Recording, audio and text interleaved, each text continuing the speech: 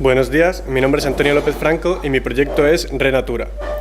Se trata de una intervención renaturalizadora en las torres de la dehesa del Saler, unas torres alegales, en pleno parque natural, rodeadas de flora y fauna, y eso nos lleva a un primer deseo, que éstas dejaran de existir o fueran devoradas por la naturaleza. En 1960 vemos como la dehesa del Saler aparece como un paraíso natural, el bosque mediterráneo, con sus pinos jalepensis, sistemas durares, vegetación arbustiva, un completo biotopo con sus ecosistemas intactos. 15 años después, durante la época del desarrollismo, Valencia no quiere perder el tren del turismo internacional y plantea una propuesta urbanizadora en esta zona. Las autopistas, pavimentos y construcciones dañan los ecosistemas. La CV500 los separa e incluso se destruye el cordón dunar y gran parte del sistema vegetal. En 2008, de la mano de los proyectos LIFE, se propone la recuperación del cordón dunar. Se realiza una gran despavimentación devolviendo al ámbito su pinar y gracias a estos proyectos, el biotopo, con su flora y fauna, recupera parte de su antiguo vigor. Mi proyecto se centra en una de estas torres perdidas en este paraíso natural. Gracias al Archivo Municipal de Valencia se obtiene la documentación de la torre existente, pudiendo redibujar así con gran precisión los planos del arquitecto Álvaro Gómez Ferrer Bayo. La torre es un proyecto de 1973 que plantea un hotel, como no podía ser menos. 10 años después, y de la mano del mismo arquitecto, se adaptaría su uso a apartamentos de segunda residencia y disfrute principalmente veraniego. La construcción será la típica de la época, una torre con forjado de viguetas y bovedillas, cimentada mediante pilotes, con estructura de vigas, pilares, brochales y zunchos de hormigón armado, una torre de luces pequeñas y estructura rígida de hormigón armado. Así, dentro de los proyectos LIFE vigentes y con apoyo de las instituciones, se lanzará en 2017 el proyecto Renatura, que persigue invadir gradualmente las torres del Saler, uno de los últimos vestigios del desarrollismo tras las progresivas renaturalizaciones ya realizadas en el ámbito, mediante una estructura metálica ligera que servirá de soporte para devolver a las especies autóctonas, tanto animales como vegetales, este trozo robado de la dehesa. Realmente, el sistema de la Albufera es una realidad no antropocéntrica. La declaración de la zona como parque natural por la importancia de sus ecosistemas lo demuestra claramente. Es por ello que debemos valorar en gran medida todas sus especies, algunas de ellas incluso en peligro de extinción. Para ello se elabora un catálogo con las características principales de las aves, insectos, pequeños mamíferos y vegetación, que hallarían en la torre un nuevo espacio para la biodiversidad. Así, las torres se invadirán con acero inoxidable, creciendo desde dentro de la torre hacia el exterior, tratando de dar un cambio radical a la preexistencia. Se plantea esta invasión metálica ligera mediante un módulo que podría crecer indefinidamente cumpliendo con su objetivo invasor, dejando paso bajo ella y creando así soportes para los ecosistemas en altura. En planta baja se proponen unos recorridos de tablones y se recupera un suelo amable, el propio terreno con topografía, haciendo un guiño a la recuperación dunar, con la vegetación propia de este tipo de sustrato. Se distribuyen los espacios interiores, teniendo en cuenta las condiciones climáticas y las relaciones entre los distintos espacios. En la parte superior de la torre se proyecta un gran espacio bosque en la zona suroeste y un espacio dunar en la zona noreste, dejando la parte central para espacios humanos. Respecto a la planta de cubiertas, aparecerán unos paraguas metálicos que permitirán la recogida de agua que será tratada y distribuida. En sección podemos ver cómo en el interior de la torre la intervención permite reforzar la estructura y crear dobles o triples alturas para los espacios deseados, y en el exterior crece libre funcionando como soporte independiente de ecosistemas. Los módulos buscan a la estructura de hormigón preexistente, anclándose a ella para dotar al conjunto de la estructura de rigidez. Así, en 2030 podríamos ver completada una primera fase de esta invasión, que iría más hasta expulsar totalmente al hombre de estas torres, proponiendo, hasta que esto suceda, que éstas queden como un espacio híbrido que atrae aves migratorias, especies en peligro y ecosistemas propios del lugar. El sistema de captadores de agua de lluvia ayudará a mantener estos ecosistemas con los riegos necesarios. El gran bosque en la parte más alta será un espacio privilegiado para los pinos y los almendros, además de todos los insectos y pequeños animales que esto permite.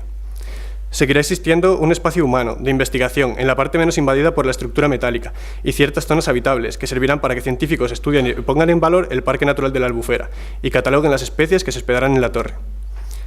Estos sistemas se apoyarán sobre la estructura de tubos, con losas mínimas de hormigón armado, chapas metálicas, sobre las que se apoyarán casetones de polipropileno reciclado, y sobre ellos el sustrato del terreno, para que la vegetación pueda crecer y atraer a todo tipo de especies. Incluso los descuelgues necesarios para esta estructura metálica o la propia forma de abrazar los nudos serán espacios de oportunidad para las aves y mamíferos de menor entidad.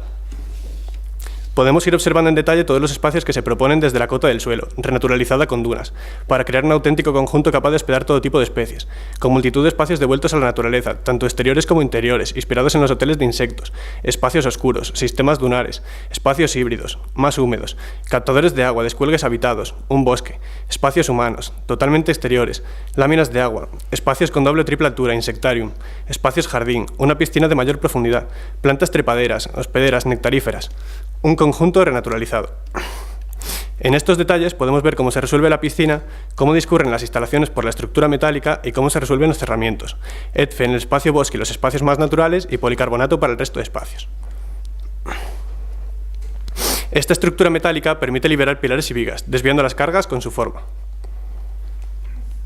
Así, podemos ver cómo esta estructura se abraza y aprovecha de la gran rigidez de la preexistente de hormigón armado. Permite cambiar totalmente los espacios de la torre, posibilitando así los nuevos que se proponen, y cambiando el recorrido de las cargas por la estructura. La cimentación se refuerza con micropilotes, y en las partes en que la estructura metálica crece exenta se cimentará del mismo modo, mediante micropilotaje y buscando el firme. Las luces siempre serán pequeñas, dada la estructura preexistente. Para definir totalmente el proyecto, se despieza este módulo y se explica detalladamente, para entender cómo se abraza vigas y pilares mediante chapas de anclaje metálicas, para aprovecharse de su rigidez. El módulo se basa en un proyecto de Huth y Domenech para el Valle de Ragnit. Así, mediante tubos de acero inoxidable, se rodearán los pilares y las vigas, se unirán entre sí los 4 tubos y se anclará el pilar de hormigón armado preexistente mediante chapas metálicas, formando un conjunto rígido. El pilar es un tubo de acero 100×10 S355. El proceso será prácticamente el mismo para las vigas.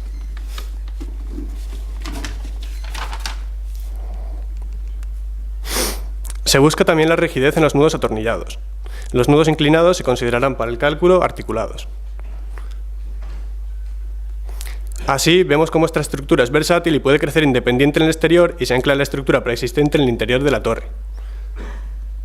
También se estudian las tecnologías necesarias para acondicionar los diferentes espacios. Partimos de un estudio de los vientos, temperaturas y condiciones climáticas del lugar, ya que la intervención se propone en refuerzo y cimentación con micropilotes y dada la inercia térmica del terreno y su temperatura constante a lo largo de todo el año, de unos 17 grados, se aprovechará mediante micropilotes energéticos para calefactar o enfriar los espacios interiores con un sistema de suelo radiante que se colocaría sobre los forjados existentes. Esta climatización se complementa con un sistema todo aire, con rejillas de extracción y difusores. Los riegos se realizarían mediante pulverizadores o aspersión, aprovechando el agua captada en cubierta mediante los paraguas y otros sistemas. Las estrategias pasivas, el soleamiento, el agua de la lluvia, la ventilación, la vegetación como colchón térmico son también factores de diseño tenidos en cuenta para el desarrollo del proyecto y su climatización. Para terminar, quería mostrar el conjunto de la torre, oculta entre la vegetación, ya recuperada con los anteriores proyectos LIFE. Una invasión completa y un cambio radical a la torre preexistente. Los espacios predominantes en la torre serían los renaturalizados, en color rojizo, y cobraría gran importancia natural el espacio de doble altura en la cota del suelo. Por tanto, la antigua torre de uso veraniego se convertiría en un gran conjunto estructural posibilitador de vida, que funcionaría como un verdadero bioindicador, un biómetro que ayudaría a medir la calidad ambiental y a visibilizar el valor único del ecosistema diverso de la Albufera. Y eso es todo, muchas gracias.